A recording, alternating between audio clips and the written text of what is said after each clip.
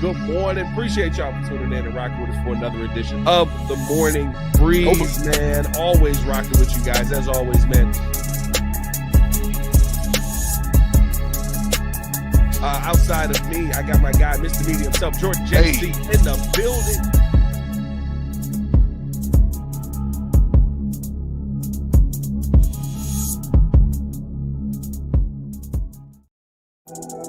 That's right. We had to get Mr. Media off of that steak.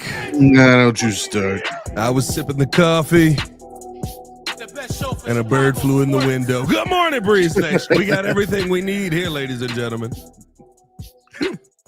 Everything we need. That's right. Now, on today's episode, a lot to get into. PFF did a second-year quarterback evaluation, let's call it. Although many would say it was a quarterback slandering for one Caleb Williams. Yeah. Do you care? George JC did. He was hot. I'm very angry. He was hot on it. Also, Chicago Bulls finally trade Lonzo Ball. Very interesting trade there. Some people like it, some people don't. Could we see another addition to the Chicago Bulls? And I'm going to tell you why the Lonzo Ball deal makes sense. But it is too late. All that and more in today's episode of the Windy City Breeze Sports Talk Daily Morning Breeze Edition. George JC. It's 6:30, 2025. It's 7:09 in the morning. Mm-hmm. And I can't wait to see you grill some eggs on this one, my guy. Let's go. Yeah, I said grill some eggs, ladies and gentlemen. So, okay. I just found out you can do that. Interesting process. Some aluminum foil. Yeah, you can grill eggs. Yeah, a little aluminum foil. Crack the eggs up in that mug. Yeah, man, it's not bad. I gotta try it. Really? Yeah. Okay. All right. Yeah, not bad. Breeze Nation, appreciate y'all for tuning in to show and love as always. Hit that like button, subscribe to the page, leave a 5-star review. Y'all know what to do. Come on. Push the button. Come on. Push the button. Come on, push the button. Yeah, come on, push the button. You heard what she said. Y'all heard what Sue Young said. Hit that like button, subscribe to the page, leave a 5-star review. Y'all know what to do. JC, what's going on, my guy? How you feeling? What up, man? Another Monday. Short week, man. Getting into July 4th. But, man, good news, good stuff, hot off the presses. Got to talk about this slandering. Yeah, well, it's not good news. We got to talk about the slander of Caleb Williams.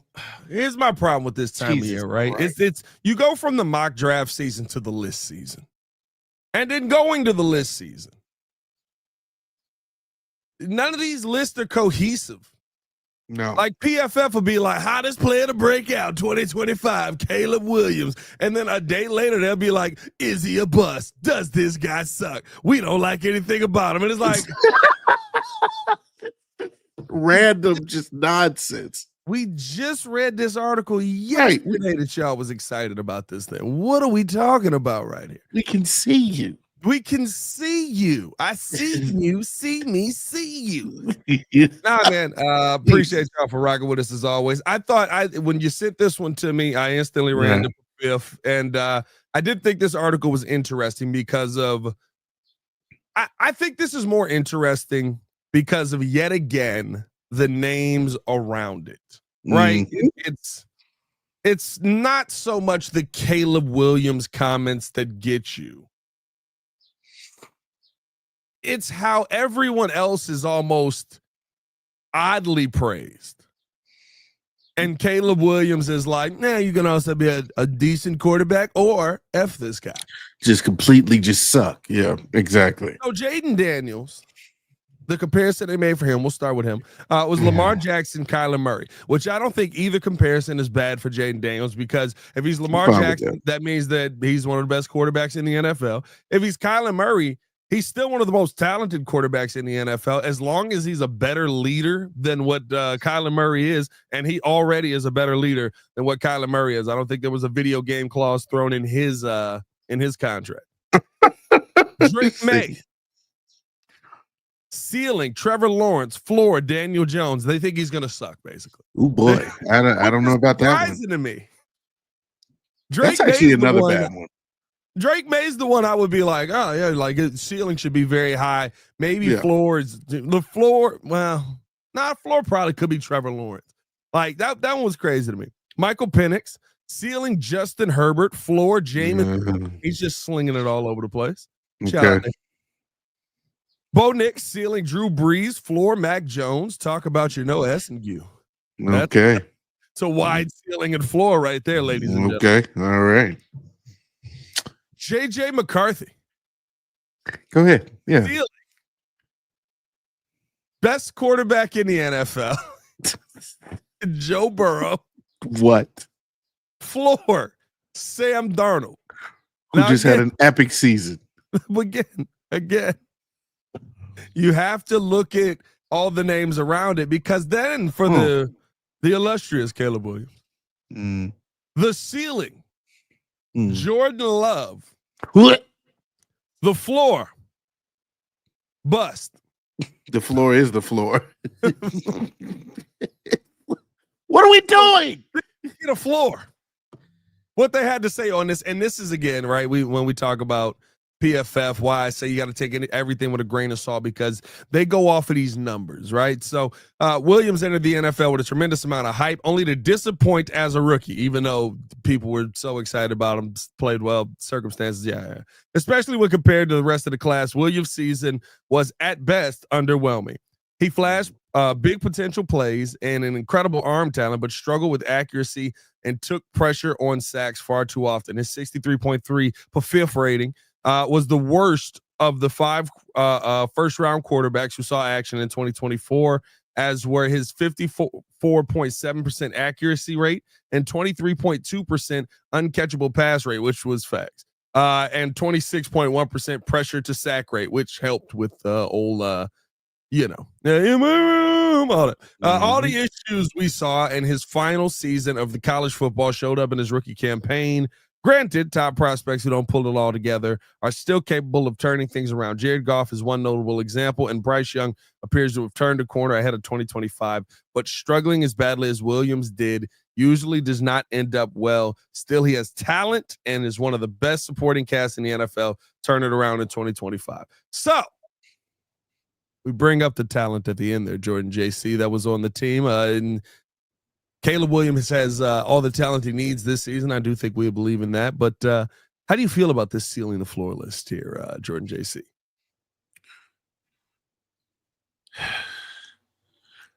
I'm utterly disappointed. It's not even with Caleb Williams, honestly. That right there pissed me off a little bit. But what the biggest one that I'm looking at is how in the heck did a quarterback that didn't take a snap in the regular season, how is he projected to be the best quarterback in the league? And then the floor is a quarterback that had one of his better seasons in the league in Sam Darnold. That's where I'm even more disgusted. But if we're talking about Caleb Williams specifically, you compared him to the Green Bay quarterback. I got problems with that off back, just off of being biased. I got problems with you saying that he can at best be Jordan Love, the guy that slings the rock all over the place, and no doubt he's going to have it intercepted from time to time. He misplaces the ball. And then you're saying that his floor is going to be Jamarcus Russell, basically. You're calling him a bust. He's going to be out of the league in about 5 years if he doesn't put it all together. Here's my thing. Context is everything. Yes, the Bears had a horrible season his rookie year. Comparatively, though, Caleb Williams did, I'm not going to say an excellent job, but he did a pretty good job of navigating that season from beginning to end. Starting out 4-2 and then completely falling off the face of the earth. You saw the leadership skills. The stats weren't horrible. He didn't turn the ball over that much. And then at the end of the season, you saw him start to pick it up where in those moments where he needed to actually get the team in a position to win, he did that numerous times. Didn't result in a win. A lot of that was out of his control. But you saw a quarterback that was competent. You saw a quarterback that was building off of his confidence. You saw a quarterback that was learning the NFL speed. And so you're going to tell me that his floor is a bust? You're not even comparing him to any quarterback, but you got all of these other guys. And again, I go back to JJ, who have not even taken an NFL snap in the regular season, and you give them higher praise.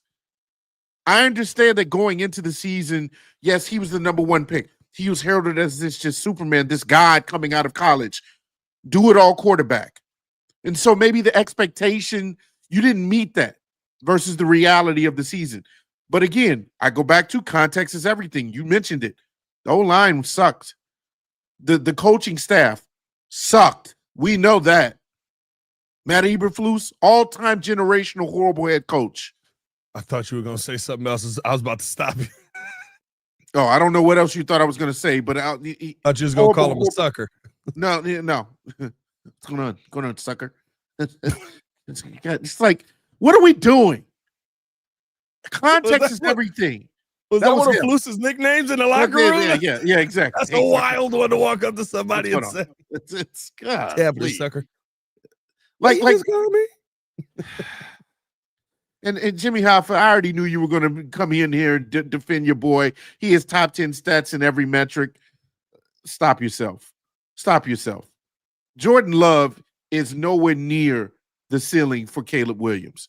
Caleb Williams has the potential to be one of the best quarterbacks in the league when he puts it all together.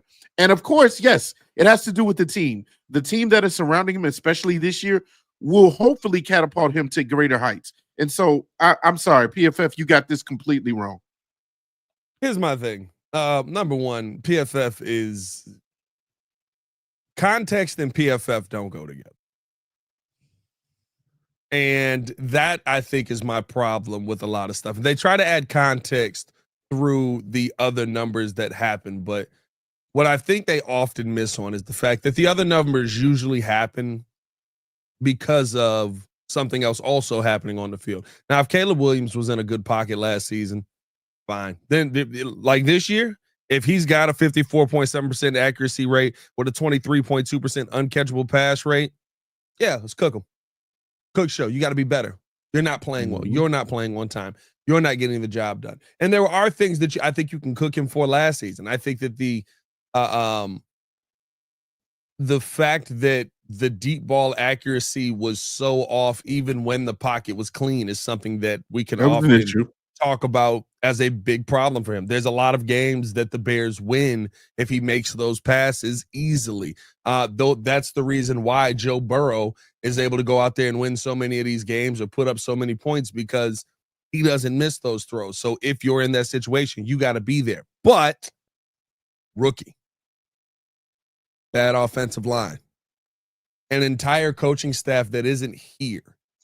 And I love when people say it's all because Caleb Williams. Probably because somebody better was available. Probably because there's somebody who actually can develop the quarterback who's good at it that was available.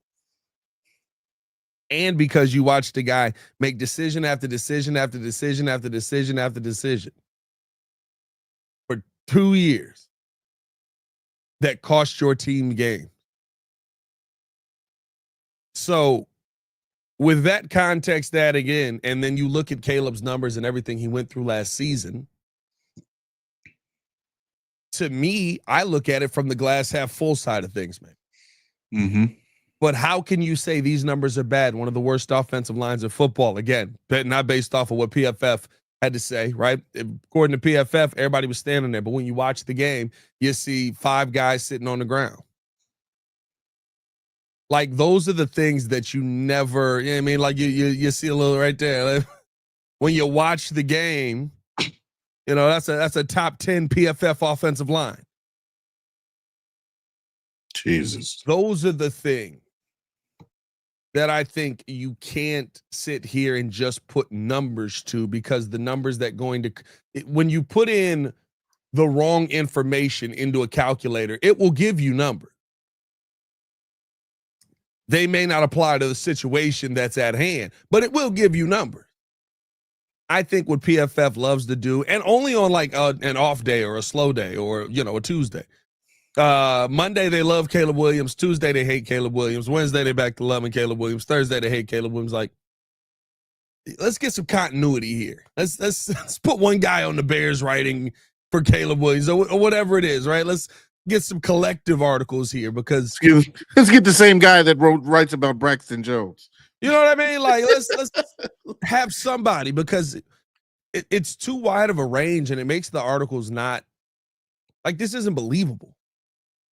Yeah. Like, I'm fine, with the Jaden Daniels comparison. I'm fine. I don't. The Drake May one is kind of crazy to me too. Michael Penix is interesting. JJ McCarthy makes no sense. No. Bo Nix he's got Sean Payton there. But like, this is like, when you go Jordan Love and bust on Caleb Williams, this is just clickbait. This is just rage bait. It's almost lazy. Because your two quarterbacks are Green Bay, who Bears fans hate, or terrible, which still could be Green Bay. That's a good point. You know what? PFF did get me. They sucked me in. They got me, because they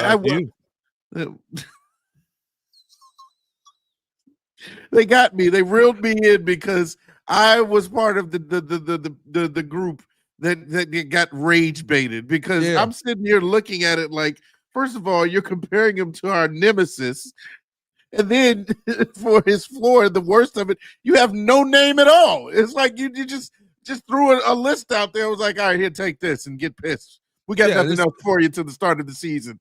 Yeah, this was the, we got to put his name high. You lead the article with Jaden Daniels, but it's a picture of Caleb Williams on the article. Oh, my God. You know what I mean? Like, that's unfortunately the season that we're in, and it irritates me, because then they write with a skewed pen. You know what I mean? I don't even know if this is a freaking AI guy or what. This might even be just PFF algorithm spitting this out. No, you got ChatGPT making John Costco. He's actually been. Do we know if he actually works up there? Oh no, it says he joined PFF in July of 2014 and serves as an NFL analyst. Also, are we sure?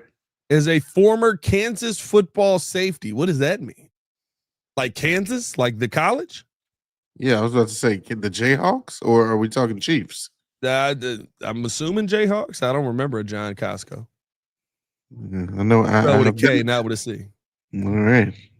No, but it's to me the conversation around it is just, I needed somebody to look at this article. This was the one that was going to keep me here for the 10 years. You know what I mean? It's the offseason. There's nothing. Let's do this, because to go ceiling is Jordan Love, floor is bust. It just, there's no way you look at last season and that's the thought process you come into this year with. No.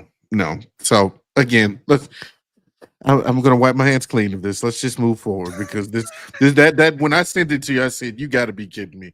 This is just all wrong. And again, we know that the projection, we know the potential of Caleb Williams, and especially with the pairing now this year. I would say let's put the right projection on here. I'd say it's ceiling. His ceiling could be a Josh Allen type. I'm going to say his ceiling is Josh Allen, and the floor for Caleb Williams, I'll say the floor is Jordan Love. That's where I'll put Jordan Love. You hear that, Jimmy? Bust. Yeah, but now Jordan you heard that, Jimmy? Still calling him a bust. He's just an expensive bust at that point. No, man. That's a good one. That's a good one. What ceiling or floor do we think is realistic? I would say ceiling. All together. Yeah. Well, I think here's the thing. I would say ceiling, and I've always said this. This young man has all the talent in the world. You just gotta, package it right. I would say ceiling to me is more of a I mean, you got to go high. Give me Joe. We'll say a Joe Burrow. You got to go high because your hope is that you're pairing him with one of the best in the league here, coaching wise, and one of the best coaching staffs with the best wide receiver group. I would say floor for me is, I mean, give me a Kirk Cousins. Okay. Because you know, I like the Dak Prescott comparison. I didn't think about Dak as a floor. Dak, I mean, that's just black Kirk Cousins. Y'all know how I feel about it. We just got different types of shades. For real. Yeah, we got Kirk Cousins. Dak Prescott is black Kirk Cousins. Who was the other one? Baker Mayfield is scruffy Kirk Cousins. That is crazy. It's just the league of Kirk Cousins, bro. League of Kirk Cousins. League of mid. Who else is up in this mug that's a Kirk Cousins quarterback? It was a bunch of them I used to have. I think there was Ryan Fitzpatrick is Ryan Fitzpatrick, a poor man's Kirk Cousins. He's just Ryan Fitzpatrick. That's Fitzmagic. Okay, all right. You got to put some respect on his name. All right. But Fitzmagic would give you like the greatest 8 games you ever seen in your life. It just depended on what half of the season you were gonna get him that made you feel good about him or not. Yeah. Sometimes he'd finish out a season, he'd be like, "Oh, they going to the playoffs," and then other times it'd be like, "Man, he sucked for 8 straight games. This is impressive." Like, but no, I just, to me, the big thing for the ceiling to the floor argument is football is a team game. Mm-hmm. I think you saw that last year. What the Washington Commanders were able to do for Jaden helped him flourish right away. Mm-hmm. That's what to me develops quarterbacks. When you have a team that is entirely bought in on this kid being good. I don't think we've had that with the Bears. I don't think they had that with Justin. I don't think they had that with Mitch. We know they had that with Mitch with the Nagy stuff that came out there. Like, I'd even say, even when we traded for Jay Cutler, like, you traded for Jay, you got a wide receiver, and then you were like, yeah, no, we'll just figure the rest out as your offensive line was falling apart around you. Yeah. Yeah, no, that is important, is the entire team needs to be better around Caleb. And I think that's the hope, is that this year it's realized. But realistically, I would say that, and especially his rookie season comparatively to other Bears rookies, like he had an all-time good season for a Bears rookie. Like, to build off of the stats that he already has is he's going to be pretty good, and so let's just give him a little bit more respect, PFF, with the ceiling and this floor comparison. I do like I don't know, somebody said his floor could be a Stafford. So if you're going high with that's a Joe Burrow, then I'm just saying. I'll be honest with you. If his floor is Matthew Stafford, I was watching, by the way, this tells you how much of a problem I have. I was watching 2018 or 2019 Packers versus Lions this weekend. Yeah. That's never been a problem, bro. You watch that man play, it's like, this dude is a dog. But it should be like, there's not 2018, was that when he still had Calvin? No, this team was I think Joyke Bell was on the team. I do remember Joyke Bell. Wow, that's on the team. That's a name. Again, I was watching it like as I was grilling, so it's kind of just like turning around and watching the game just to have. I love having like the game on and stuff like that. But it was hilarious to me because I was sitting there. It was Matt Stafford versus Aaron Rodgers, and just seeing Matthew Stafford still be Matthew Stafford, but on a depleted team where the most talented player was him, including on both sides of the line. It's just like, oof. This is crazy that this man went on to be on the Rams and like win a Super Bowl. But hey, man, let us know what you think Caleb Williams' ceiling and floor could be. I saw Baki say he's that Tua is Samoan Kirk Cousins. Tua is Samoan Kirk Cousins. Tua's Island Kirk Cousins. Yeah, man. Island Kirk Cousins. Yeah. There's a lot of Kirk Cousins in the league. There's probably you like that. Not. You like that? Let's not be I don't like that, actually. I'd like a better quarterback. But hey, man, appreciate y'all for tuning in. Show love. Hit that like button, subscribe to the page, leave a 5-star review. Y'all know what to do. We're gonna take a quick break, listen to a word from our sponsors. And when we come back, we gotta talk about the trade that happened this weekend. Mm-hmm. And why it's a good trade. And also, could Deandre Ayton be coming to the Bulls? Be right back right after this.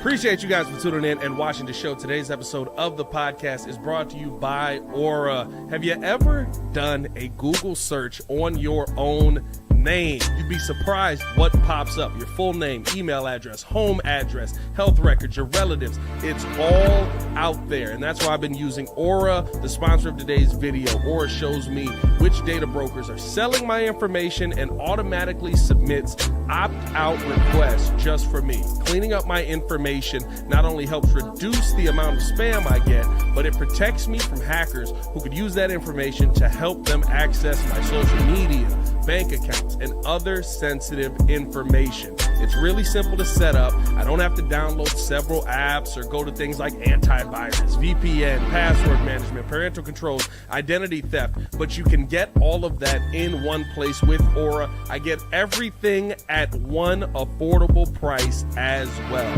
You may already have one or two of these tools, but not having Aura is like leaving the front door locked while leaving the back door and windows wide open. For you to be able to take advantage of Aura, we got a special deal for you here today. Stop data brokers from exposing your personal information. Go to my sponsor at https:/aura.com/the Windy City. Again, that is aura.com/the Windy City to get a 14-day free trial and see how much of your information is being sold.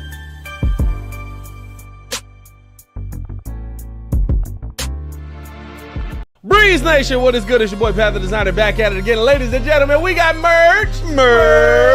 That's right. New website, new merch, all out. We've been telling you guys to pull up on us. Now you can at twcbreeze.com, where you can find out all of the latest stuff going on. What all can they find there, Super Producer? Listen, you can join the nation, sign up to our mailing list, and be up to date for events and news. You can also visit the shop page and order merch, because we have t-shirts, we got hoodies, we got mugs, we got hats, we got all kind of stuff. So, hey, we appreciate you being tuned in with us. And remember to subscribe to our YouTube page and follow us on all our socials. Check us out at twcbreeze.com. He's way too excited. I am.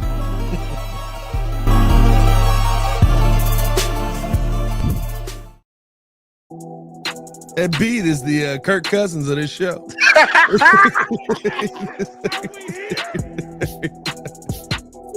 Transylvania. Very middling beater. Okay, all right. Shout out, Super Producer. Welcome back in, man. Appreciate y'all for tuning in to show love. Hit the like button, subscribe to the page, leave a 5-star review. Y'all know what to do. Talked about Caleb Williams and lies. What ceiling to floor is. Lies. That ceiling to floor ratio is. Ceiling to floor. The ceiling to floor ratio. That was a depressing range right there. That was like ceiling, man, floor. Oh, like it was like there's no high ceiling at all for this guy. Nothing at all. Nope. They probably think Jordan Love's a good quarterback though. Hey man, but let's switch gears here, Jordan JC, over to the basketball world, because it's finally been done. The fact that we can sit here and say that after an extension, after 70 games over 4 years, the great Lonzo Ball has been traded for Isaac Okoro. And that's it. Oh, I thought you were going to be a little bit more epic with that was the whole trade. That was AK hates getting picks back, bro. I don't know what's up with this dude. AK hates a draft pick, dog. Like, we're going to build through the draft. We're going to make our team much better, and is that AK? We're going to get the young players. And I don't do a great AK. I got to work on it a little bit. It sounds a little sleepy too. Yeah, I don't hear him talking enough for him to do a good AK. Yeah, that's a good point. But no, man, listen, the Lonzo Ball trade ends up going down, and I think a lot of people there was a surprising amount of people who like hated this trade. In my mind, This was the right trade. Unfortunately, yet again, it's happened at the wrong time. You had an opportunity during the season to go out there and add the 18th overall pick, add Marcus Smart to a team that still was trying to compete, which probably would have been a little bit better. And you could have moved on from Marcus Smart if you wanted to, and at least had the 18th overall pick. But instead, you chose to go with the proven defensive talent of Isaac Okoro. What were your thoughts on the trade? And do you feel like this was the right move just once again at the wrong time? I feel it was the right move, but as you mentioned, just kind of bad timing. Lonzo Ball, for as much as he is a talented guard, again, we talk about the most important thing, which is your availability. And just unfortunately, his body did not allow him to be available for multiple seasons. There was times where people were even afraid for his career to be, coming to a close. And so it was remarkable that he even got to the point of returning. And I believe he played, I want to say 35 games this past season. Oh, he's always got 35 in him. He's got 35 in him. And no more, no less. And so that was the issue, is that when you look at the trade, you think, oh, well, if Lonzo Ball's on the court, he clearly is an upgrade over anything that we got back. But that's the problem, is I find this trade to be well balanced because you can't rely on Ball to play a full season. His body just does not keep up. It's unfortunate. You see how talented he is as a guard, as a player. He is a winning player. He's the type of player who goes about his business differently. He doesn't have to score to impact the game. He gets everybody else involved. He knows when to pass. Extremely good on defense. I love his help defense. His one-on-one defense has always been superb. But again, you just didn't see enough of it. In the peak of the Bulls' career with him, when we thought everything came together, I think it was 2018 or no, the 2021 Bulls. Yep. With DeMar and Zach and DeMar, him Lonzo and Zach. Russo, like that was the peak of everything we saw. You were amazed at the few games that they finally. Oh, and by the way, let me not disrespect him. Vooch also was playing. Nikola Vucevic in the middle. Yeah, that's right. All that they put it all together, and then it completely went away because people started getting hurt, and so. Again, I like this trade because you're getting back a young guy who is very good on defense, reliable three-point shooter to a certain extent, and well, I'm looking at some of his stats. It says that he can hit the corner three. He has the ability to hit the corner three. All right, I'm just giving him his props. All right, I'm not saying Isaac Okoro's Kyle Korver. He did shoot it at a 39% clip last. Yeah, that's what I'm saying. He's kind of 3-and-D, but they basically were like, "Hey, Isaac, stop shooting, bro." Yeah, but my thing is that you're getting a piece that kind of is more in line with what's going on with the team now. He's young. He's going into his prime, hopefully. Isaac Okoro was a player that I thought would be a little bit more along in his career as far as being more of a reliable scorer. But at least you got him on the other side of the ball for really, really good defense. Yeah, listen, I mean, AK's trying to continue his journey to get all of the pieces that he missed in the draft that he could have taken over P. Will to see if there's a fix for it. He's on number 3 now. Actually, he's on number 4 because who's our boy we got in the Kings trade that was terrible and like you talking about Duarte?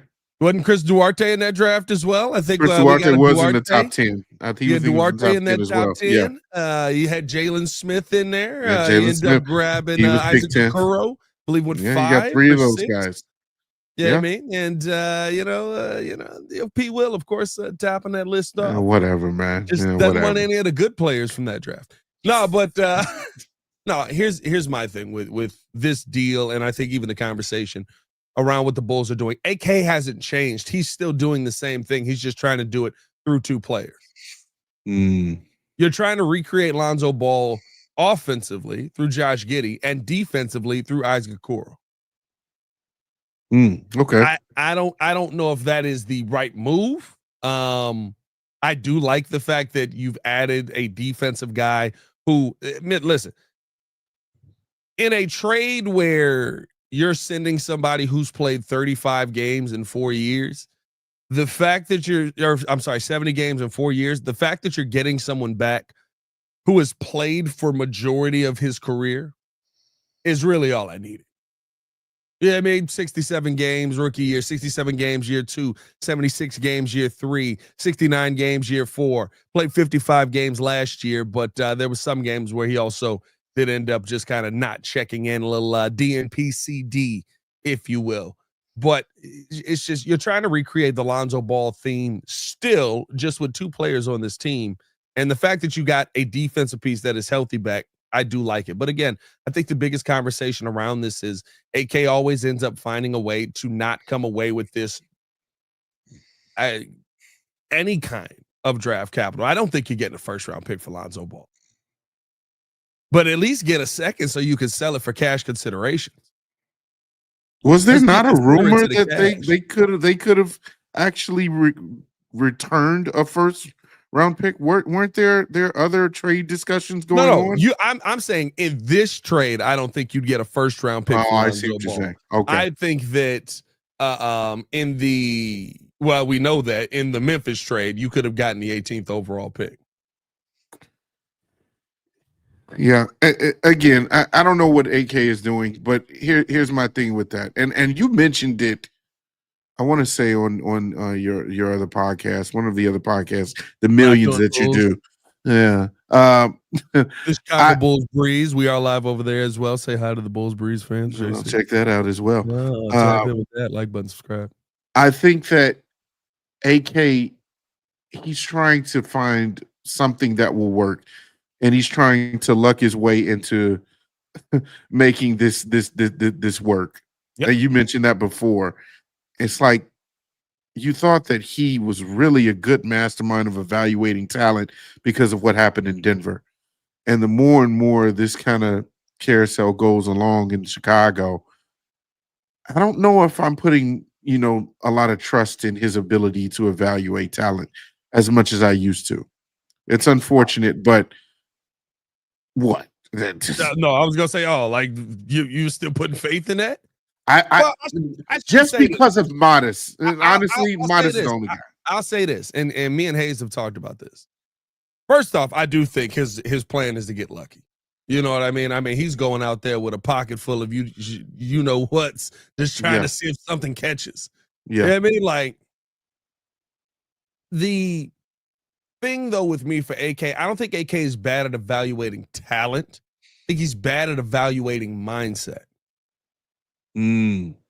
Patrick Williams has all the talent in the world. When he's on the floor, he is the strongest player on the floor. When he's on the floor, he's one of the faster players on the floor. When he's on the floor, he can jump the highest on the floor. He's got all the talent in the world. He ain't got this. He ain't got the brain. He don't have the dog in his mind that says the difference between him becoming the Kawhi comparisons is 1 year Kawhi just went, I guess I'm going to kill him. And then went out there and put up 50. The stoic voice. I guess I'm going to do it. All right. Let me just take over the league. The ball. Yeah. Yeah. Like Kawhi when they were like, Kawhi, we need you. He went, oh, okay. And like dunked on everybody. Like that to me is, so I think I say all that to say, I think he's fine at evaluating talent. Mm-hmm. I don't think that he's very good at evaluating the right mindset it takes to be great in the NBA. And even, I mean, if we're being honest, finding it in Jokic in the second round, yeah, you got lucky. And sometimes he lucked out with that. Yeah. We got lucky with Derrick Rose. They didn't make this great team and dominate and all. We're going to the play. We won 4 playoff series since 1998. Mm-hmm. 2 of them come from Derrick Rose. Like, sometimes you do got to get lucky. Yeah. But then you have to know what to do around that. In Denver, it seems like he did. Well, meanwhile, while we're trying to get lucky still, I do like the fact that this trade, Isaac Okoro, brings depth. I'll say that. I think that he's a young player, a young piece that will you don't have a question about his motor, his ability to, his desire and the effort that he puts on one side of the ball. The defense, again, I love to see that. I think that's part of what he will be his tag on this team. I also think that he'll be better suited as a switchable defender at small forward rather than P Will if he's still here and he's still being utilized, and obviously Matas Buzelis. I think they're better as power forwards in that position or stretch forwards, and so I think I like that when it comes to this trade. Again, and also even his contract. I looked up an article. It says that it's a very manageable number as far as his contract. He had signed a 3-year, $33 million dollar deal last year, so a little over $22 million is left over in the next 2 seasons. So that's a good number. That falls way short of the non-tax mid-level exception for the Bulls. The Bulls don't like paying a lot of money if they don't have to. Listen, and it's not even. That's the other part that's crazy. That's not a bad thing now. This second apron is murdering teams. You seen what we've seen this offseason? Yeah. These ones in the second apron, it's like, hey, let's get rid of Kevin Durant. For what? What else you got? Give me a bunch of second round picks. Just a whole bunch of them. I mean, it's just draft Bain is going for less first round picks than Luka Doncic. And Kevin Durant combined. Yeah. But those, I think to me, especially kind of where the Bulls are right now, like I do like getting Okoro back. I think it opens up an opportunity for you. I think in the long run, though, this is again another sign to me that points to we're trying to figure things out with this one guy we have. Everything else, we got to see what's going to happen. But we think Modest can be that guy. I do have one thing that has been on my mind, and you know how it is. Monkey see, monkey do with like the comparisons, and you see a team win a championship, and you see how their roster is constructed, and so a lot of teams want to imitate that roster. With OKC winning the championship recently, and how young their team is, and how elite they are on defense, they just continue to come after you. Would you say that the Bulls are constructing a team that almost has the likes of a roster of OKC, where, okay, let's just say SGA, and I'm not saying Josh Giddey is SGA, but that same kind of maybe play style, getting his teammates involved, can put up points. Josh Giddey is working on his offense this offseason, working on his shooting. He's gotten better over the past year with his shooting ability. And so he's more reliable. He's a do-it-all point guard. Then, of course, you got Kobe White, and you got Noah Essing. I keep getting his name wrong. Noah S. N-E. Yeah, Noah E. N-E. Yeah, Noah. I've heard the French pronunciation a multitude of ways. So really? I'll wait till Adam Amin says it. And then I'll be like, Adam Amin always says everything right. Adam you're right. Get it right. He gonna go up to him and be like, he speaks like so many. And I don't know why. Adam's a beast. Aggressive French accent. Just turn him into like Lumiere.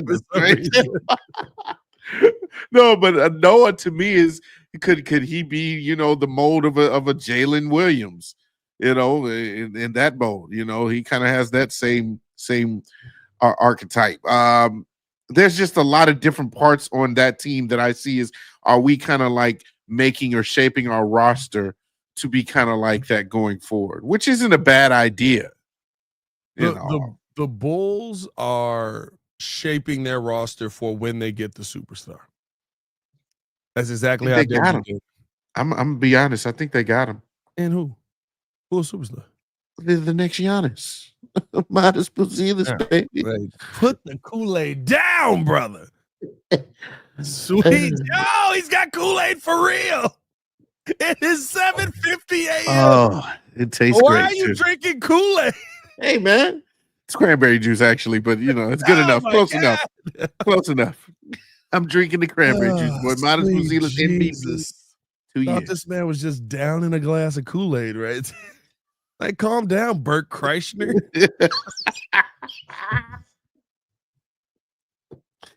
I'm just saying, man. He might be kind okay. of a lot of similarities, and if you think about it, but Steve said sugar on 240. Hey, man, I'm just saying, I get hyped because we might have lucked into our superstar. We'll see about that. I think here's the one thing I don't want to see on this team. Appreciate y'all for tuning in and showing love. Hit the like button. Let us know how you guys feel about the Lonzo trade in the comments below. Here's the one thing I don't want to see. I saw the news come out late yesterday about the potential of a buyout for Portland's Deandre Ayton. Yeah. Put this on wax right now. Uh-oh. What you got? Absolutely not. Really? Absolutely not. Oh, Why do not y'all an Ayton guy? Y'all hate players like Deandre Ayton. And this is what irritates me about when people sit here and want to add any piece that becomes available that remotely kind of looks like it might possibly fit into what your narrative of what a player should be. Absolutely not. Deandre Ayton is low effort, low work ethic, low potential, low IQ. Jesus. How many lows you got? Y'all hate sweet and low. Y'all hate, but Steve-O, exactly. Hate Vooch, but want him. You Vooch dang right, Steve-O. Consistent bigs in the NBA. Only thing right. Deandre Ayton's consistent at is watching somebody else try and get a rebound. We watched Deandre Ayton get shut down in a game 7 of the NBA playoffs where Devin Booker was basically dead and you needed this to go to the Western Conference Finals. I need one game of usefulness out of you. We saw this man get boxed out and shut down by Maxi Kleber and Dwight Powell. Yeah, I can't defend him on that one. He's cheeks. Well, I mean, he is tall P. Will. Hey, whoa. Pat, what are we talking about? The tall P. Will?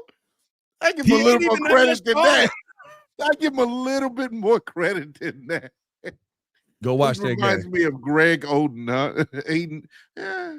No, go watch his game. Well, 14.5 points, 10 rebounds. I mean, I take that. He's a traditional center. Here's why I think it could work if he were to be on the Bulls. Because he needs a point guard like Josh Giddey to thrive. If we didn't have a point guard like Josh Giddey or like who we had formerly in Lonzo Ball, then no, I would want nothing to do with him.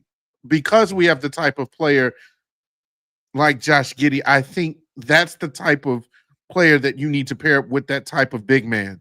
Who is, the lumbering, the old 90s, 80s type of center. What do you got? What do you want? Jordan, who was the point guard when he was playing in Phoenix? Wasn't it? Oh, I thought you meant Portland. It was CP3, wasn't it? All right, man, fine. Hey, let me just keep sipping my food. Jesus, man. All right, I tried Ayton. We don't want you. Terrible. We don't want you. Terrible. The big flowers together in their spare time. Yeah. Bro, like I saw it and I just knew Bulls fans were gonna be like, go get him, please go get him. No, let that man be a Laker so they can hate him over there. Ooh. And watch he thrive. It's all right. It's okay. I ain't worried about it. He's 26. Appreciate y'all for tuning in and showing love. Nice. Let us know your thoughts. I didn't want to dwell on Ayton too long. I just had to throw that in there because I knew Bulls fans was going to be losing. Get me the Deandre Ayton. Never. Appreciate y'all for tuning in. Showing love as always. Hit that like button. Subscribe to the page. Leave a 5-star review. Y'all know what to do. As always, for Mr. Media himself, George JC. It's your boy Pat the Designer back at it again. Y'all stay safe out there, Chicago. Bed down. One love. See red. Keep Deandre Ayton off my team. Y'all are rough. He's 20. I didn't know he was 26. He's still in his prime. That man hairline looked like he do cocaine in the 80s. Not did. He goes rough. He time travels back just to get 80s cocaine. That's what he time travels back to the 80s. This man has a machine. Oh my God.